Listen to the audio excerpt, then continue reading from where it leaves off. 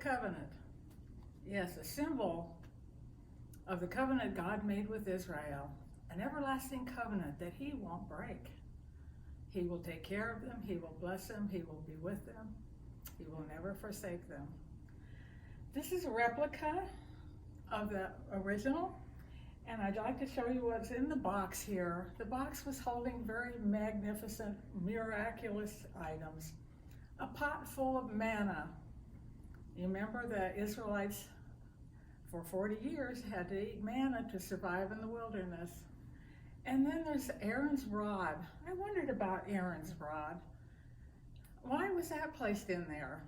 Well, the 12 tribes of Jacob were to lay their rods before God. And God was going to miraculously do something to what? To choose the tribe that will be the priesthood. So Aaron's rod is the one that bloomed. So the Levitical priesthood came down through the tribe of Levi, and Aaron was the first high priest of Israel. And of course, Yeshua will be the final high priest, the magnificent one, the Messiah of Israel, when he returns one day.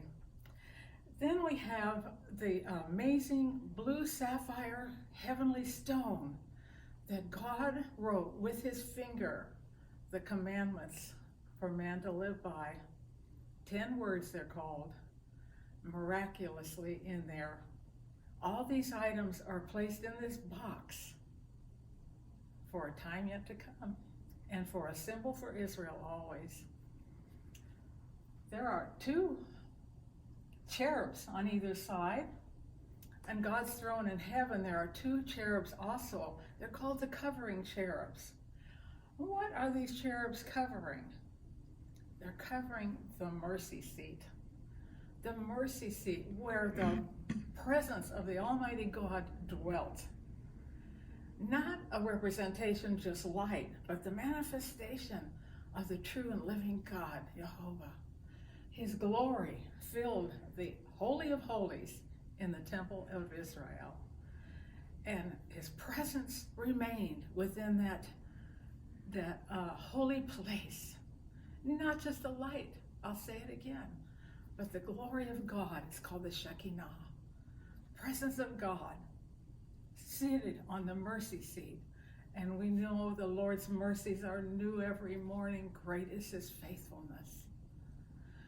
The high priest would only enter once a year on the Day of Atonement and offer sacrifices for the people.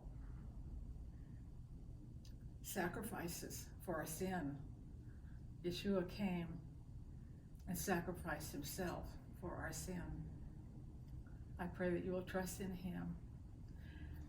He is the main and only sacrifice that took away the sin of the world and will cleanse you. The original box was taken to Mount Nebo by the prophet Jeremiah.